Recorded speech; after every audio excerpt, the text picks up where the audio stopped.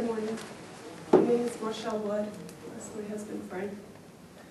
I am here today to support a safer hours of service rule for truck drivers because the current rule allows too many fatigued drivers on our roadways. Unfortunately, I know firsthand the destruction that results from fatigue and inattention behind the wheel. My daughter Dana and a friend were returning to East Carolina University after spending the fall break of their freshman year with us at home in Falls Church, Virginia. As they were driving on I-95 in Virginia, a truck slammed into their car, pushing it 1,500 feet down the highway, the length of more than 4 football fields, before coming to a stop. Dana and her friend were both killed. The truck driver could have either stopped or changed lanes, but he didn't even brake. He smashed into Dana's car. During the investigation of this crash, numerous violations came out about the truck driver and the trucking company, one of which was the hours of service violation. The truck driver produced 2 sets of logs, or comic books as they are commonly known as, and they were both inaccurate.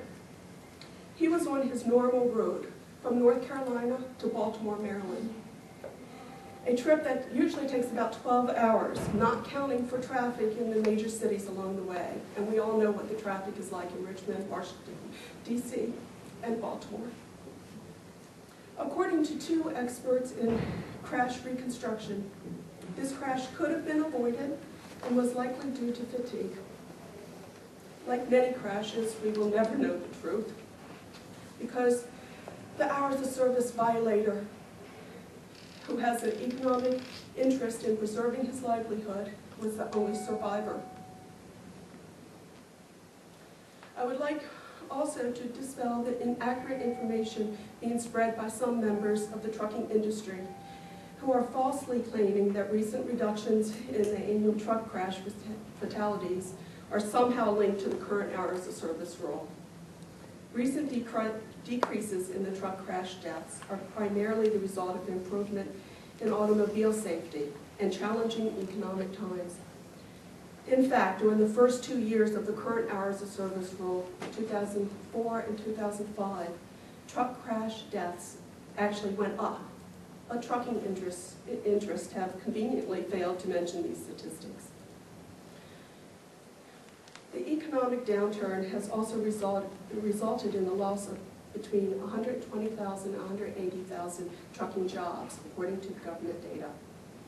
The changes in the hours of service rule, however, will create nearly 40,000 additional jobs for the trucking industry of out-of-work truck drivers.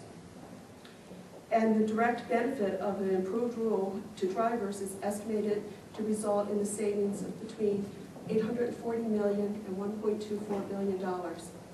At a time when the President and Congress are trying to create jobs, the new rule will be beneficial to the truck drivers and to the economy. To conclude, I am here in Dana's loving memory to protect the lives of other innocent motorists. There truly are no words to describe the lifelong pain and the daily suffering that a fatigued truck driver has inflicted upon me and my family, and thousands of other families every year. Our family just spent another holiday without our beautiful daughter. I urge Congress and the President to put the safety of the motorist before the greed of the trucking industry, and to issue a safer hours of service rule. The safety of our families depend on it. In fact, all of our lives depend on it. Thank you. Marchelle. Thank you so much.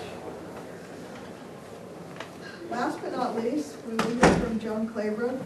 Joan is the former administrator of the National Highway Traffic Safety Administration. She is President Emeritus of Public Citizen, and she is currently chair of Citizens for Reliable and Safe Highways Crash. And as Representative Kucinich said, There is no greater champion or more tenacious advocate for highway, auto, and truck safety than Joan Claybrook. And thank you so much, Joan. Sure.